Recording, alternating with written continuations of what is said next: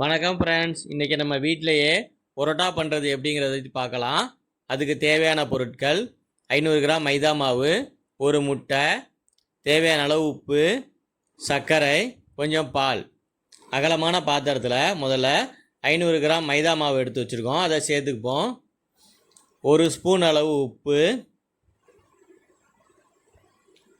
அதே ஸ்பூனால் அதே அளவு சர்க்கரை,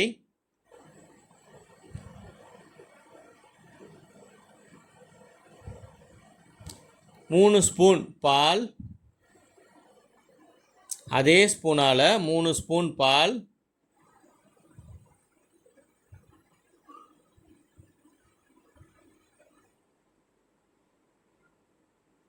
ஒரு முட்டை,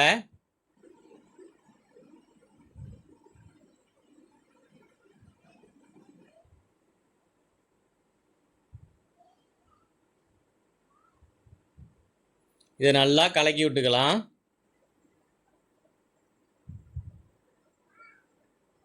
நல்லா மிக்ஸ் ஆகட்டும். அப்புறமா இதை நல்லா கையால் பெசரி விடணும். நல்லா கையால் பெசரி விட்டு பாருங்கள், எல்லாம் நல்லா மிக்ஸ் ஆயிடுச்சு. இப்போ கொஞ்சம் கொஞ்சமாக தண்ணி சேர்த்து மாவு பிசையணும்.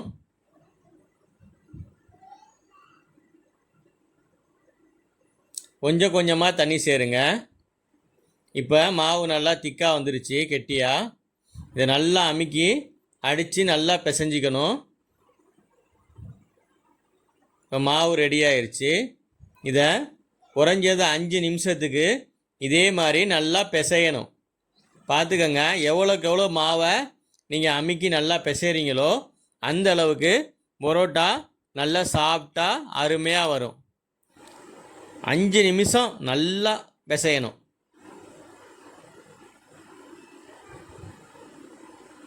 நான் 5 நிமிஷம் கூட தான் பிசைஞ்சிருக்கேன், நீங்கள் நல்லா பிசைஞ்சிக்கங்க. இப்போ மாவு நமக்கு தயாராகிருச்சு. இதை ஒரு அகலமான பாத்திரத்தில் மாற்றிட்டு ஒரு ஈரத்துணியை போட்டு மூடி ஒரு 5லேருந்து 6 மணி நேரம் அப்படியே விட்டுறணும். இப்போ நான் 6 மணி நேரம் ஆயிடுச்சு. இப்போ நம்ம மாவு எடுத்து பார்க்கலாம். நல்லா பொசு பொசுன்னு வந்திருக்கு, கையை வச்சாலே அமுங்குது, பார்த்தா உங்களுக்கே தெரியும். இதை இப்போ நம்ம கொஞ்சம் நல்லா பிசைஞ்சு உருண்டையாக பீடாக பிடிச்சிக்கலாம். நான் இந்த சைஸில் பிடிக்கிறேன், உங்களுக்கு தேவையான சைஸில் நீங்கள் பிடிச்சிக்கங்க.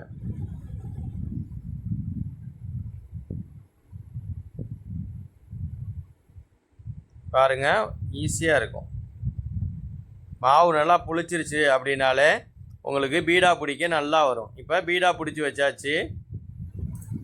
இதை நம்ம ரவுண்டாக கையால் இந்த மாதிரி அமுக்கி அதை நம்ம எண்ணெயில் உள்ளே டிப் பண்ணிக்கலாம். பாருங்கள், இந்த மாதிரி எண்ணெயில் நல்லா மூழ்கி எடுக்கணும். எல்லாத்தையும் இதே மாதிரி ரவுண்டாக செஞ்சு எண்ணெயில் நல்லா அமுக்கி எடுத்து வச்சுக்கோங்க.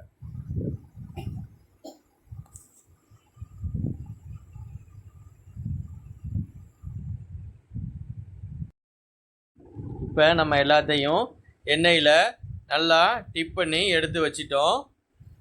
பாருங்கள், அப்புறமா அதை ஓரமாக வச்சுட்டு கல்லை சுத்தமாக கழுவிட்டு நல்லா எண்ணெய் விட்டு நல்லா எண்ணெயை தடவிட்டு கல்லில் நம்ம டிப் பண்ணி வச்சுருக்கிற அந்த உருண்டையாக பிடிச்சி வச்சுருக்கோம்ல அதை கையால் நல்லா அந்த மாதிரி நசுக்கி விட்டுட்டு சப்பாத்தி கட்டையால் லேசாக இந்த மாதிரி தேய்ச்சி விட்டுக்கோங்க. அப்புறமா கையால் என் கையை பாருங்கள், உங்களுக்கே புரியும். கையை மாற்றி மாற்றி இந்த மாதிரி விசிறணும். பாருங்கள், உங்களுக்கே புரியும். நல்லா வருது பாருங்கள் பரோட்டா.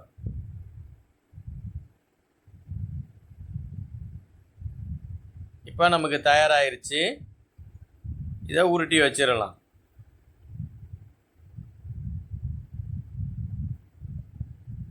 எவ்வளோ அருமையாக வந்திருக்கு பாருங்கள் ஃப்ரெண்ட்ஸ்.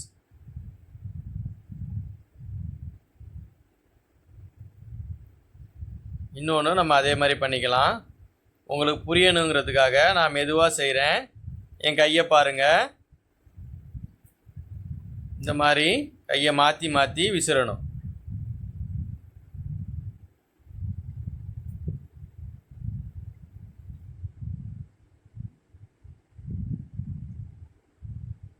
ரெண்டாவதும் ரெடி ஆயிடுச்சு.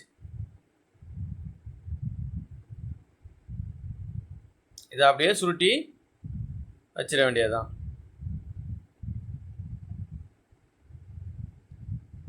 இப்போ நமக்கு தேவையான பரோட்டா ரெடி ஆயிடுச்சு. இதை நம்ம கல்லில் போட்டு எடுத்துக்கலாம். நான் ஆல்ரெடி கல் காய வச்சுருக்கேன். அதில் நல்லா ஒரு 2 ஸ்பூன் எண்ணெய் விட்டுட்டு இதை நல்லா கையால் அமுக்கி இப்போ நம்ம பரோட்டாவை கல்லில் போட்டுக்கலாம்.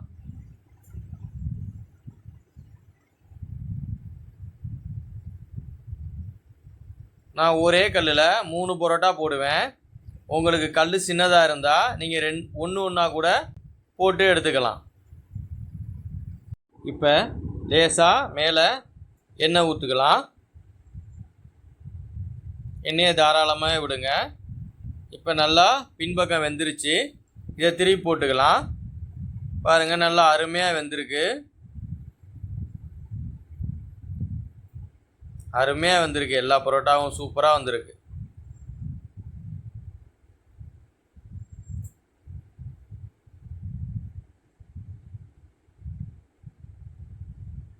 இப்போ நமக்கு பரோட்டா நல்லா வெந்துருச்சு.